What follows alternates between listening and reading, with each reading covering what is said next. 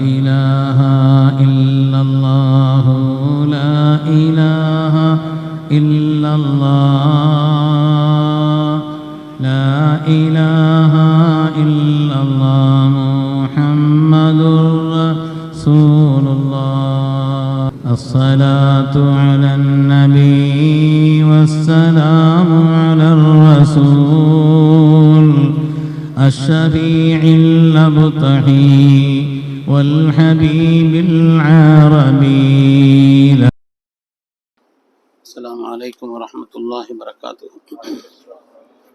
الحمد لله العظيم القدرة والشان شديد البطش والبرهان حافظ الدين والقرآن ما شاء الله كان ما لم يشاء لم يكن لا حول ولا قوة إلا بالله إن أريد إلا الإصلاح ما استطعت وما توفيقي إلا بالله عليه توكلت وإليه أنيب سبحانك لا علم لنا إلا ما علمتنا إنك أنت العليم الحكيم. قال الله سبحانه وتعالى في القرآن الحميد بسم الله الرحمن الرحيم فأما من أعطى واتقى وصدق بالحسنى فسنيسره لليسرى. وقال النبي صلى الله عليه وسلم ازهد في الدنيا يحبك الله والزهد فيما عند الناس يحبك الناس أو كما قال عليه الصلاة والسلام. கண்ணியமிக்க முஃமினீன்களே, அல்லாஹ்வின் நல்லடியார்களே, அருமை நாயகம் ஸல்லல்லாஹு அலைஹி வஸல்லம் அவர்களின் பாக்கியம் நிறைந்த உம்மத்துமார்களே, ரப்பு சுப்ஹானஹு வ தஆலா அவனுடைய மேலான கட்டளையை ஜும்மாவுடைய ஃபர்தை நிறைவேற்றுவதற்காக ஒன்று சேர்ந்திருக்கக்கூடிய நம் எல்லோரையும் அல்லாஹ் கபூல் செய்தருள்வான். ரப்பினுடைய மேலான திருப்தியை நம்முடைய வாழ்வில் லட்சியமாக கொண்டு இந்த உலகத்தில் அதற்கு ஏற்ப வாழ்ந்து காண்பித்த வல்லல் முஹம்மது ரசூலுல்லாஹ் ஸல்லல்லாஹு அலைஹி வஸல்லம் பரிசுத்தமான வழியில் நின்று இரு உலகத்திலும் வெற்றி பெற்ற சாலிஹீன்கள், அருளாளர்கள், வலிமார்கள், நாதாக்கள், நல்லோர்களின் கூட்டத்தில் அல்லாஹு தஆலா நம்மையும் நம் சந்ததிகளையும் குடும்பத்தையும் கபூல் செய்தருள்வான். கண்ணியமிக்க முஃமினீன்களே, மனிதருள் மாணிக்கம், மார்க்க வழிகாட்டிகளில் எல்லாம் முன்னோடியான சய்யிதுனா அபூபக்கர் சித்தீக் ரலியல்லாஹு அன்ஹு அவர்கள் சொல்கிறார்கள், வாழ்க்கையிலே நீங்கள் தரமுள்ளவர்களாக, கண்ணியமானவர்களாக, அல்லாஹுடைய பொருத்தத்தை பெற்றவர்களாக நீங்கள் இருக்க வேண்டும் என்று சொன்னால், நீங்கள் பெற்ற சில காரியங்களை இந்த சில காரியங்களை கொண்டு அலங்காரம் செய்யுங்கள். ஸய்யினுல் அஷ்யா பிஸீனத்திஹா, சில காரியங்களை நீங்கள் அலங்காரப்படுத்தி கொள்ளுங்கள் இந்த காரியத்தை கொண்டு என்று சொல்கிறார். குறிப்பா ஒரு 8 விஷயத்தை அவங்க சொல்றாங்க. அல்லாஹு தஆலா வாழ்க்கையில் உங்களுக்கு பாக்கியங்களை, நிஅமத்துகளை தந்தான் என்று சொன்னால் அஷ்ஷுக்ரு ஸீனத்துல் நிஅமா, அதற்குண்டான நிஅமத் என்பதுதான் அந்த சுக்குருக்குண்டான பகரம், சிறந்த ஒரு பகரம் என்று சொல்வார். அது மாதிரி வாழ்க்கையில் ஏதாவது சோதனைகள் வந்தால் அந்த நேரத்தில் அல்லாஹ்விடத்திலே கண்ணியமானவர்களாக நீங்கள் அறியப்படுவதற்கும் அதனுடைய அலங்காரம் என்பதும் சபர் செய்து கொள்வதுதான். அதேபோல் ஒரு ஆலிமாக, போதிப்பவராக நீங்கள் இருந்தால் அதனுடைய அலங்காரம் என்பது பொறுமையும் நிதானமும். அந்த நேரத்தில் கோபப்படுவதல்ல, நிதானம் என்பது அவசியம் என்று சொல்வார்கள். நீங்கள் ஒரு மாணவராக இருந்தால் அந்த நேரத்தில் பணிவதும் இறங்கி செல்வதும் அது முக்கியமானது என்றவர்கள், அதுதான் அவர்களுக்கு அலங்காரம் என்று சொல்வார். அதேபோல் நீங்கள் பிறருக்கு உபகாரம் செய்கிறீர்கள், உங்களுடைய பொருளாதாரத்தால் வேறு நல்ல காரியத்தால் உபகாரியாக இருக்கிறீர்களா, அந்த உபகாரத்தினுடைய அழகு என்னவென்று சொன்னால் அதை சொல்லி காட்டாமல் இருப்பது, அதை மற்றவர்களிடத்திலே அல்லது ஒரு கட்டத்திலே அதை சொல்லி காட்டாமல் இருப்பதுதான் நீங்கள் செய்யக்கூடிய உபகாரத்திற்குண்டான சீரத் என்று சொல்வார்கள். அதே போல் நீங்கள் இறையச்சம் உள்ளவர்களா, இறையச்சம் உள்ளவர்கள் என்று சொன்னால் அதனுடைய அலங்காரம், அதனுடைய கண்ணியம், அதனுடைய வெளிப்பாடு அது அல்லாஹ்விடத்தில் கண்ணியமானதாக ஆக வேண்டும் என்று சொன்னால் பாவங்களை விட்டு நீங்கி இருப்பது என்று சொல்வார். அதே போல் ஒரு தொழுகையினுடைய அலங்காரம் என்பது கவனம் வேறு பக்கம் திரும்பாமல் இருப்பது என்று சொல்வார். அதனால ஒவ்வொரு காரியத்தையும் அதை தரப்படுத்துவது, அதை அலங்காரப்படுத்துவது, அதை மேன்மைப்படுத்துவது என்பது சில காரியங்களை கொண்டு என்று சொல்வார். தொழுகையை ஈடுபாட்டை கொண்டு, எத்தனை ரக்கா தொழுதோம் என்னன்னே தெரியாம குனிஞ்சோம், நிமிரம், சலாம் வாங்குறோம், தொழுகு கூடுமா கூடும் என்று சொன்னாலும் கூட அதனுடைய அலங்காரம் அது அல்லாஹ்விடத்திலே வெற்றி பெற்றதாக ஆக வேண்டும் என்று சொன்னால் கவனம் அதுல இருக்க வேண்டும் என்று சொல்வார். அதே போல உபகாரமா பிறருக்கு செய்கிறீர்களா, அல்லாஹ் கொடுத்த ஒரு பாக்கியம் தான். ஆனால் எந்த கட்டத்திலும் லா துபத்திலு ஸதகாத்திக்கும் பில் மன்னி வல் அதா, அதை சொல்லி காட்டுவதை கொண்டு, பிறரிடத்தில் அதை எடுத்து காட்டுவதை கொண்டு அதை நீங்கள் பாழாக்கி விடாதீர்கள். உபகாரம் செய்வது பெரும் பாக்கியம், அதை பாழாக்குவது என்பது சொல்லி காட்டுவது என்று சொல்வார். அதே போல்தான் நாம் கற்கிறோமா, கற்பவர்களாக இருந்தால் பணிவு என்பது அவசியம். குறிப்பாக பெருமக்கள் சொல்வார்கள், வெட்கம் என்பதும் பெருமை என்பதும் கல்வியை தராது. பணிவும் தான், பணிவுதான். வெட்கம் அதிலே வெட்கப்பட தேவையில்லை, கல்வியை கற்பதில்லை. அது கல்விக்கு அழகு என்று சொல்வார்கள். அதே போல் கற்றுக் கொடுப்பவர்களா அப்படிப்பட்ட நிலையில் இருந்தால் நீங்கள் பெருமை உள்ளவர்களாக இருக்கக்கூடாது. அதிலே அகம்பாவம் கூடாது. அதிலே அகம்பாவம் இல்லாமல் பணிவினுடைய நிலை என்பது அது அலங்காரம், அது அந்த நேரத்தில் நிதானம் என்பது முக்கியம் என்று சொல்வார். அதே போல ஆரம்பமா அவர்கள் சொன்ன 2 விஷயம், வாழ்க்கையிலே நியாமத்துகளை பெறுகிறீர்கள். முதல்ல நியாமத்தின் உணருங்கன்னு சொல்றாங்க. உதாரணமா நம்ம ஆயுள் கொடுக்கப்பட்டிருக்கிறோம். கொஞ்சம் யோசித்தால் நம்மை விட ஆயுளில் எத்தனையோ குறைந்தவர்கள் இந்த உலகத்தை விட்டு சென்று விட்டார்களா இல்லையா? எவ்வளவு பேர் இந்த உலகத்தில் நம்மை விட ஆயுளிலே குறைந்தவர்கள். அல்லாஹ் அதற்கு பிறகு நமக்கு ஆயுளை தந்திருக்கிறான், வாழ்நாளை தந்திருக்கிறான். நினைத்து பார்க்கிறோமா? நம்முடைய முயற்சியால் கிடைக்கக்கூடியதா இது? அல்லாஹ் தந்த இந்த நியாமத்தை நியாமத் என்று முதலில் உணருங்கள். இது நியாமத். இதே போல எவ்வளவோ பாக்கியங்கள் அல்லாஹ் தஆலா ஆரோக்கியத்தை தந்திருக்கிறான். வாழ்க்கையில் எவ்வளவு காரியங்களை அல்லாஹ் தந்திருக்கிறான். கல்வியை தந்திருக்கிறான், செல்வத்தை தந்திருக்கிறான், ஒரு குடும்பத்தை தந்திருக்கிறான், தங்குவதற்கு ஒரு வீட்டை தந்திருக்கிறான், வாடகையோ சொந்தமோ ஒரு வீட்டை தந்திருக்கிறான். ஏனென்று சொன்னால் இந்த உலகத்திலே 27 கோடி பேர் இந்தியாவில் கணக்கு எடுத்திருக்கிறாங்க. 27 கோடி பேர் பிளாட்பாரத்துல தான் வசிக்கிறாங்களாம். சொந்தமா ஒரு இடம் இல்லை, வாடகையோ இருப்பதற்கோ இடம் இல்லை, பிளாட்பாரத்தில் இருக்கிறாங்க. அல்லாஹ் இருப்பதற்குன்னு ஒரு வீட்டை தந்திருக்கிறான். நினைத்து பார்த்தால் நமக்கு தந்த ஆரோக்கியம், நமக்கு தந்த கல்வி, நமக்கு தந்த செல்வம், நமக்கு தந்த குடும்பம், நம்முடைய தலைவராய், நம்முடைய வழிகாட்டியாய் வல்லல் முஹம்மது ரசூலுல்லாஹி ஸல்லல்லாஹு அலைஹி வஸல்லம் அல்லாஹ் தந்திருக்கிறான். தீனுல் இஸ்லாமில் அல்லாஹ் நம்மை ஆக்கியிருக்கிறான். சுன்னத் ஜமாஅத்தினுடைய கொள்கை பிடிப்புள்ளவர்களாக அல்லாஹ் ஆக்கியிருக்கிறான். தந்த நியாமத்துகள் எவ்வளவு! அந்த நியாமத்துகளுக்கு அலங்காரம் என்பது, அந்த நியாமத்துகளுக்கு கண்ணியம் என்பது, அந்த நியாமத்தை பெற்றிருக்கிறீர்களா, அதனுடைய கண்ணியம் என்பது நீங்கள் அதற்கு நன்றி செலுத்துவது என்று சொல்வார்கள். ஹஜ்ரத் சித்திகுல் அக்பர் ரலியல்லாஹு அன்ஹு. நன்றி செலுத்தினால், நன்றி எப்போ வரும்னு சொன்னா நம்மளோட கீழ்நிலையில் உள்ளவங்களை பார்க்கணும். நம்மை விட கீழ்நிலையிலே உள்ளவர்களை. எனக்கு காலுக்கு செருப்பில்லை என்று கவலைப்பட்டேன், கால் இல்லாதவனை பார்க்கும் வரை என்று சொல்வார்கள் அல்லாமா சாதி ஷிராஸி ரஹ்மத்துல்லாஹி அலைஹி அவர்கள். அதனாலே வாழ்க்கையில் நம்மை விட கீழ் நிலையில் உள்ளவர்களை பார்க்கும் பொழுதுதான் அல்லாஹ் நமக்கு எவ்வளவு பாக்கியத்தை தந்திருக்கிறான் என்று விளங்க முடியும். இந்தியாவில் மாத்திரம் 30% பேர் ஒரு நாளைக்கு ஒரு வேளை உணவுக்கு தான் சக்தி பெற்றிருக்கிறார். ஒரு வேளை உணவு கூட நிறைவில்லாமல் சாப்பிடக்கூடிய அளவிற்கு இந்தியாவிலே வாழக்கூடியவர்கள் 30% பேர். அல்லாஹ் நமக்கு தந்த உணவினுடைய நிலைப்பாடு, தந்த பாக்கியம், நம்முடைய ஆயுள் ஆகட்டும், ஆரோக்கியமாகட்டும், கல்வியாகட்டும், செல்வமாகட்டும், அல்லாஹ் நமக்கு தந்த தீனாகட்டும், ஸல்லல்லாஹு அலைஹி வஸல்லம் நம்முடைய தலைவராக ஆக்கியதாகட்டும், இந்த மார்க்கத்தில் சுன்னத் ஜமாஅத்தினுடைய கொள்கை உள்ளவர்களாய் நாம் ஆகியிருப்பது ஒவ்வொன்றும் நியாமத்து தான். அந்த நியாமத்துகளை நியாமத் என்று நினைப்பதும் அதற்கு நாம் நன்றி செலுத்துவதும் அவசியமானது. நன்றி என்பது பெருமக்களே நம்முடைய வார்த்தைகளால், நம்முடைய இதயத்தால், நம்முடைய உடலால் முதல்ல கல்பால விளங்கணும். அல்லாஹ் எனக்கு இந்த நியாமத்தை தந்திருக்கிறான் அப்படின்னு விளங்கணும். எப்படி இருக்கிறீங்க? ஏதோ இருக்கிறோம் அப்படி சொல்லியே பழகக்கூடாது. எப்ப அல்ஹம்துலில்லாஹ் சொல்லி பழகணும். அல்லாஹ் நமக்கு தந்த நியாமத்துகளை குர்ஆன் ஷரீஃப் அல்ஹம்துலில்லாஹ்வை கொண்டு தொடங்குகிறது. சொர்க்கவாசிகள் உள்ளே காலடி எடுத்து வைத்தால் முதலாக சொல்லும் வார்த்தை குர்ஆன் சொல்கிறது, அல்ஹம்துலில்லாஹில்லதி அஸஅப அன்னல் ஹஸன். எல்லா கவலைகளை விட்டு எங்களை பாதுகாத்த ரப்பே அல்ஹம்துலில்லாஹ், நீ வாக்களித்த சொர்க்கத்தை எங்களுக்கு தந்தாயே. அல்ஹம்துலில்லாஹ் முதல் வார்த்தை தான் சொர்க்கத்துக்குள்ள கால் வைக்கும் பொழுதுன்னு குர்ஆன் ஷரீஃப் சொல்லி தருகிறது. சொர்க்கவாசிகள் பேசிக்கொண்டாலும் கூட அந்த வார்த்தையினுடைய நிறைவாய் வாஹிரு தஅவாஹும் அனில் ஹம்துலில்லாஹ், அல்ஹம்துலில்லாஹ் தான் சொல்லி முடிப்பான்.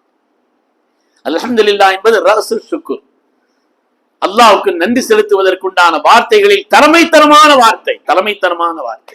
நன்றி என்பது உள்ளத்தால் நினைக்க வேண்டும். அல்லாஹ் நமக்கு பாக்கியத்தை தந்திருக்கிறான், நினைக்க வேண்டும். அதே போல் நம்முடைய வார்த்தைகளால், நம்முடைய செயல்களால் அதனுடைய வெளிப்பாடுகளை ஆக்க வேண்டும். அதனுடைய வெளிப்பாடுகளை ஸல்லல்லாஹு அலைஹி வஸல்லம் கால் கடுக்க நின்று தொழுகிறாங்க இரவு நேரத்தில். அன்னை ஆயிஷா நாயகியார் கேட்கிறார்கள், யா ரசூலல்லாஹ், எதற்காக நீங்கள் எவ்வளவு சிரமப்படுகிறீர்கள்? உங்களுடைய கால்கள் எல்லாம் வீங்கி அதுவே உங்களிடத்தில் முறையிடுகிறது.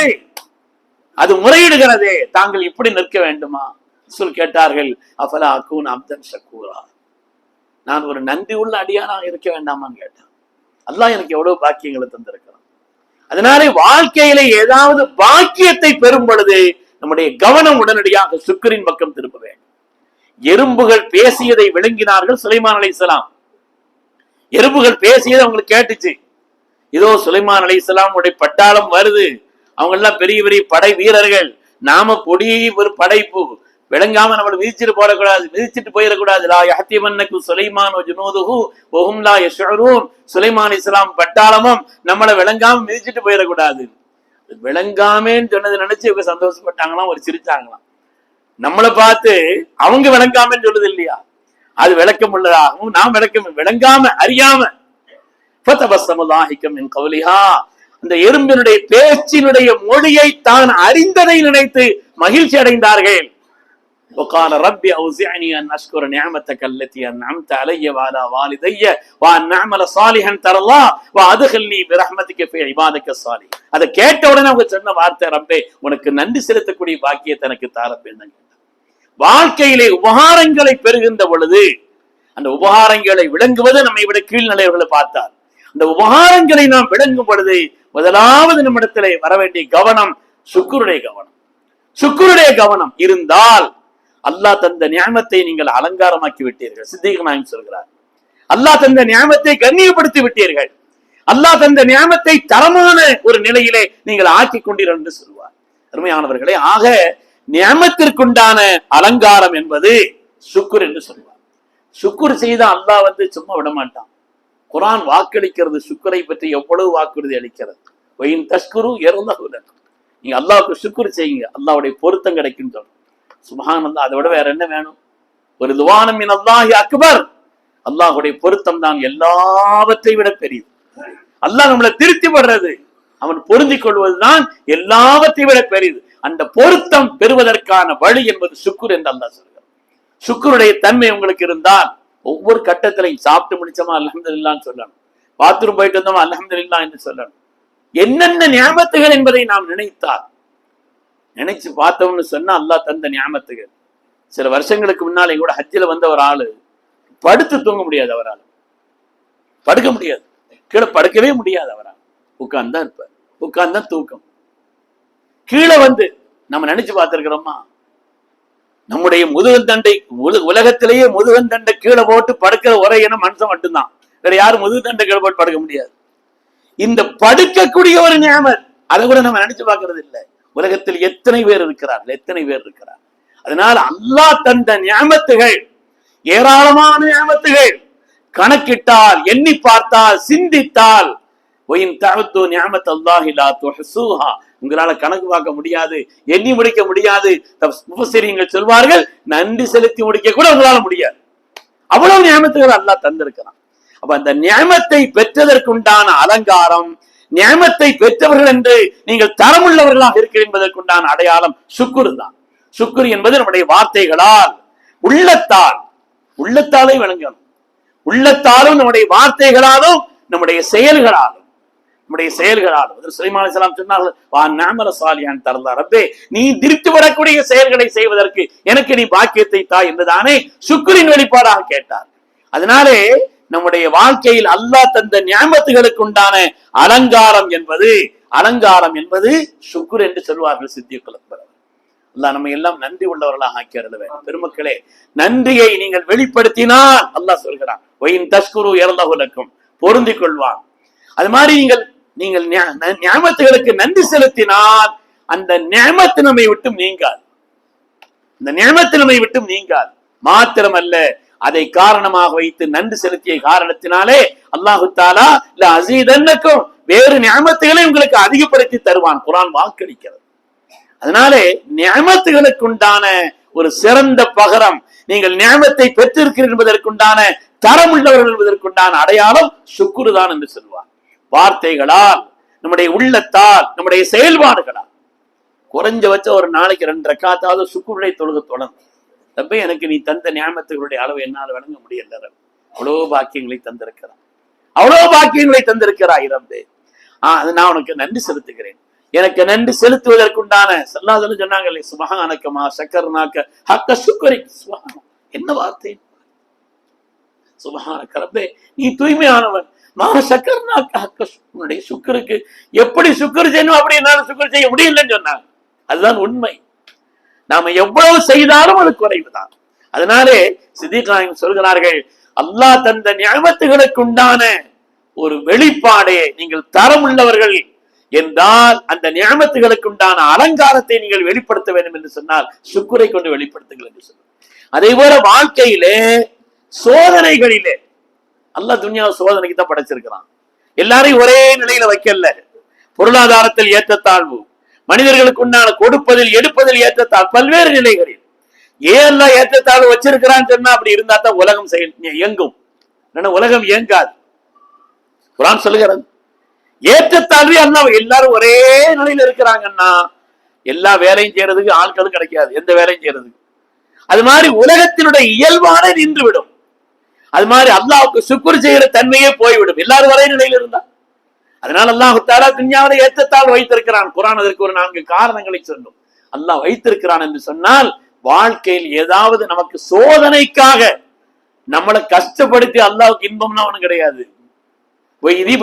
இப்ராஹிம் ரப்புஹு பிகலிமாத்தின் ஃபஅத்தம்மஹுன் قال இன்னி ஜாயிலுக லின்னாஸி இமாமா. இப்ராஹிம் அலைஹிஸ்ஸலாமுக்கு சில சோதனைகளை கொண்டு நாம் சோதித்தோம். சோதனைகளில் அவர் நிறைவேற்றினார், அதை நிறைவாக்கினார், அதிலே வெற்றி கண்டார். எனவே நாம் அவரை மக்களுக்கு இமாமாக ஆக்கிறோம் என்று அல்லாஹ் சொன்னார். சோதனை அல்லாஹ் தஆலா சோதிப்பது என்பது அவனிடத்திலே நெருக்கத்தை பெறுவதற்காக அல்லாஹ் பார்ப்பதை அல்லாது இல்லைன்னா கஷ்டப்படுத்தி ரப்புக்கு ஒண்ணுமில்லை. உலகத்தில் அப்படி சோதனைகள் ஏதாவது வரும் பொழுது, சோதனைகள் வரலாம், மனித வாழ்க்கையிலே பண ரீதியான கஷ்டங்கள் வரலாம், பொருளாதார ரீதியான நெருக்கடிகள் வரலாம், ஆரோக்கியத்திலே குறைவு வரலாம், நம்முடைய கண்ணியங்களில் ஏதாவது குறைவு ஏற்படலாம், சில விதமான கவலைகள் ஏற்படலாம். இதெல்லாம் ஒரு சோதனை. அல்லாஹ் சொல்கிறான், வலநபலுவன்னக்கும் பிஷைஇம் மினல் கௌஃப் வல் ஜூஅ் வ நக்ஸிம் மினல் அம்வாலி வல் அன்ஃபுஸ் வஸ் ஸமராத். எதிர்பாராத, நாம் விரும்பாத சில காரியங்கள் நடக்கலாம். இதுவெல்லாம் சோதனை. இந்த சோதனையிலே நீங்கள் செய்ய வேண்டிய வேலை என்னன்னா சபுருன். அல்லாஹ் தஆலா சொல்கிறான் குர்ஆனிலே, சித்திக் நாயகம் சொல்கிறார்கள், சோதனையின் அழகு சபுரு தான். ஒரு சோதனையா துன்யா ஒவ்வொரு சொல்லிட்டு நடக்கக்கூடாது. அது அப்படி ஆயிடுச்சு, எனக்கு கஷ்டம் கஷ்டம் கஷ்டம் கஷ்டம் சொல்லிட்டு நடக்கக்கூடாது. வாழ்க்கையில் செழுமையும் உயர்வும் இருக்கும் பொழுது எத்தனை பேரிடத்தை சொல்லி அமைந்தோம்.